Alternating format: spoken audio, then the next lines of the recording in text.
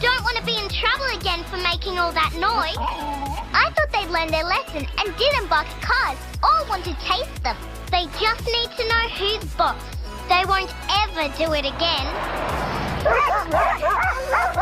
Well, maybe we should keep them away from the traffic to make sure they don't have anything to get excited about. From then on, Millie and Molly made sure they didn't walk Barker and Bouncer anywhere near busy roads. And they always spoke Martian to Zoldan. Zoldan, this is that door. And they didn't take Taffy Bogle anywhere near the river. Come on, Taffy Bogle, away from the river. And always, always, always they made sure that Marmalade stayed inside because all the dogs like to chase cats. This dog walking is so easy, Millie.